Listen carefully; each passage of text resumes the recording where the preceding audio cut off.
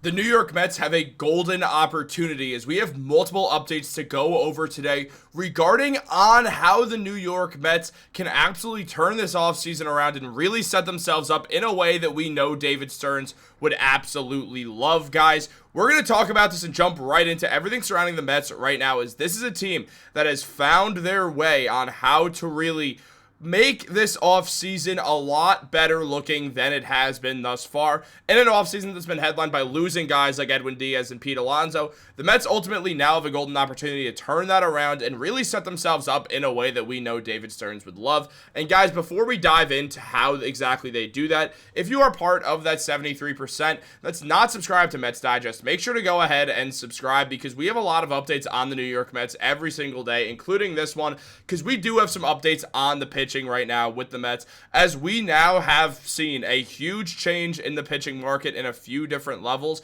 and where the Mets ultimately have been linked to a few different names here who now they have a golden opportunity to go out and go for. Guys, as we know, David Stearns wants as good of defense as possible, and that includes pitching to it right now. The Mets pitching is very confusing because Nolan McLean looks very, very good, but has only pitched he hasn't even pitched 50 innings in the MLB. David Peterson was an all-star last year, but fell apart in the second half of the season. You could basically say the same thing for Kodai Senga. He was great until he got injured, which is a little different, but, similar situation. All of a sudden, if things go right for the Mets, they could have a nasty, nasty, nasty rotation. But it will include some of these guys here, including this man right here, as there is an update on him right now, Bryan Beao, as it was revealed by The Athletic that the Red Sox have quietly shopped right-hander Bryan Beao, a characterization a person believed on Boston's conversations disputed. Now, Beao, who is 26, is owed $50.5 million over the next 4 seasons, including a $1 million buyout on a $21 million club option for 2030. His contract adds to his appeal, but he has yet to quite reach his potential at the MLB level, but he is coming off a very good season this year, where Beao did have a 3.35 ERA in his 29 games, 28 of them he started in. He is not a strikeout guy. He's going to make you ground out, but the Mets have done their due diligence to make their infield elite at fielding. Jorge Polanco will grade out as a very good fielding first baseman. On top of that, obviously, having Marcus Semien, having Francisco Lindor in the middle is absolutely excellent, and Brett Baty looks quite good as well. So right now what we're seeing is an infield that would be perfectly set up for Bryan Beao. Yeah, his whip is a tiny bit elevated at a 1.236. Apparently I can't read numbers in a row, but basically the deal is Bayo's whip was higher because when you're a contact or when you're a ground out pitcher, it's just going to be elevated because some guys are just going to end up getting on base. It's just the way it's going to work. At the end of the day, Beao has looked very solid over the last season, and he does look like somebody who the Mets could go after and make as a middle tier starter for the team, and he would be super helpful. He gives them an arm who will help get ground outs, and the Mets could use another swing and miss pitcher as well, but Beao does do something really nice for the Mets, and if the Mets don't want to ultimately pay for Framber Valdez, they could try to trade for Beao, who honestly I would rather have over Valdez if we're just looking at their last seasons. I'm not very high on Valdez at all, and I do think Beao would ultimately be a better fit for this Mets team. Right now, when we do look at this Mets pitching, it really is interesting because, again, McLean is great, but he has only pitched in 48 career innings. Meanwhile, Peterson was great in the start of the year, being an all-star before ultimately falling apart and having an ERA that ended at a 4.22. We saw Clay Holmes look like a solid middle, late arm in the rotation. Sean Manaea has struggled, but, he's the most replaceable guy who you would look to replace in this situation.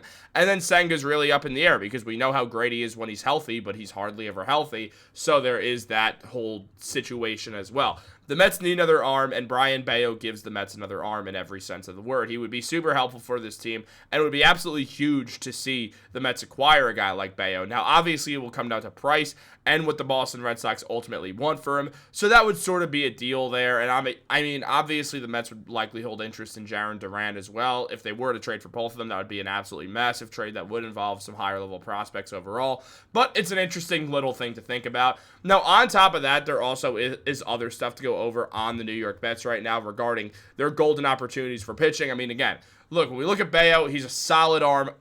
We see some baseball savant numbers are certainly good. The ground ball percentage specifically is good. He's got a good fastball.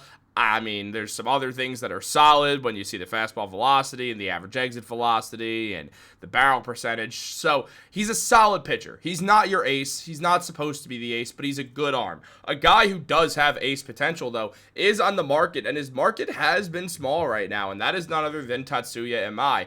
Imai is somebody who is very interesting to look at right now when looking at pitchers because he's got to sign soon. His posting date is almost here, and he's going to ultimately have to choose where he ends up because there will be some teams interested. We've heard a lot of noise that the Mets do have interest, and Imai recently said apparently there actually aren't many concrete options on the table yet. And it seems that having teams show interest and receiving a formal offer are completely different things. So Imai is having a very strange go with free agency right now.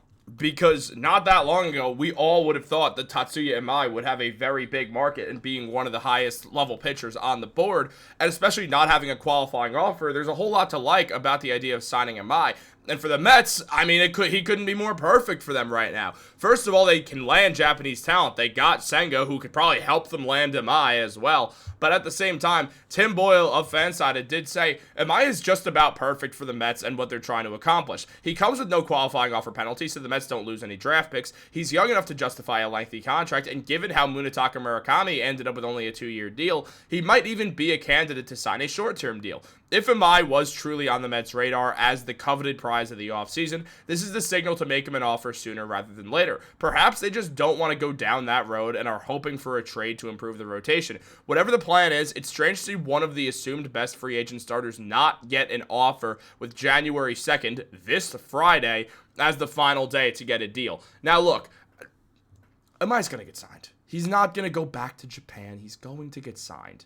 It's just strange. And the same thing happened with Murakami. Like, it was weird to see him end up in Chicago on that deal because he was a guy who was looked at as a potential massive type of contract that Yamamoto got. Obviously, Munetaka Murakami is a first baseman, which is less valuable than an elite arm, as we've seen. But at the same time, he was still projected to get some really good money. Ended up on this short-term sort of prove-it deal with the Chicago White Sox, who obviously are trying to get better, and Murakami will definitely help. But ultimately, it was a weird situation. Now, when we look at Tatsuya Imai, the man is just phenomenal. There's no other way around it. The man is an absolutely excellent talent. I mean, over the last couple of years, he hasn't had an ERA go above 2.50 since 2021. In that span, his ERA has really just continually gotten better and better.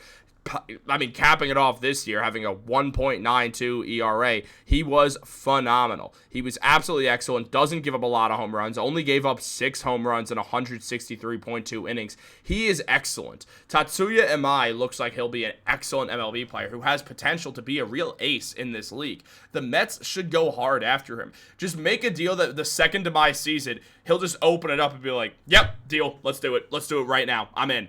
Because honestly, the Mets can. They have the money. They haven't spent a lot. Stearns. Steve Cohen has said that ultimately they're willing to make the payroll higher than it was last year. Pay Imai. I'm not saying you got to give him a long-term contract. You offer him 3 years on good value, like $80 million overall. He'll probably take that deal. Go higher. Give him $30 million per year. 3 years, $90 million. That's what I said the Mets should have offered Michael King. And they would have gotten him on that, considering King signed for $75 million. So ultimately, I do think the Mets should sort of just go all out for Imai, push the envelope on him. He's the type of guy to go for. Now, Baseball Unleashed said Tatsuya Imai's market is about to heat up with the 27-year-old NBP ace with a 1.92 ERA and 178 strikeouts and 63.2 innings pitched this year, has until January 2nd to go to the MLB. The Yankees, Phillies, the Cubs, and the Mets are all in the mix, and the phone's ringing off the hook. Who's landing the next big Japanese arm? And then they mentioned drop the prediction down below. Now, we should take them with a grain of salt, considering everything Imai has said about them, but it is interesting to see the Mets continue to get linked, and ultimately, when it comes to Murakami and Imai, they're completely different. Imai's a starting pitcher. Murakami is a first baseman, again, with some power. He can play third as well, but he's going to be a first baseman in the MLB. Here's the thing. The only similarity these two guys have at all in their games is that they come from Japan. Like, that's really where it starts and ends. So we can't just kind of put them both in the same box. That's not fair to either player, specifically Imai, who, again, starting pitching is more valuable than a first baseman who hits with power. And especially when you see Imai, who's a starting pitcher with an under 2 ERA last season out in Japan, he's more valuable than Murakami is. Now, Murakami did sign that deal with the White Sox, 2 years, $34 million, which is way under than what anybody ultimately expected him to get. Getting paid $17 million per year was not the expectation over a 2-year deal. Now, Murakami, who's 25, is the single-season home run champion in Japan and will bring his prodigious power to a rebuilding team with the White Sox. And Passan did mention that concerns over Murakami's swing and miss tendencies and questions of his defensive position gave teams pause in their pursuit of him. Rather than sign a lower dollar longer term deal, Murakami went short and will be a free agent at 27 with 2 years to allay the fears, which if Imai ends up being in a similar boat because he's young enough that he'll probably be willing to take a shorter deal as well if that's what it takes, the Mets can overpay him over a short term of time. If it doesn't work out, it's a few years of pay. It's 2 to 3 years, and then you're good. So you get, hell, throw him an opt-out after that second year. Why not? It's something that the Mets just should do. It makes too much sense. But what do you guys think? Let me know in the comments down below. Like this video, subscribe, turn on post notifications. Have a wonderful day. I'll catch you guys later.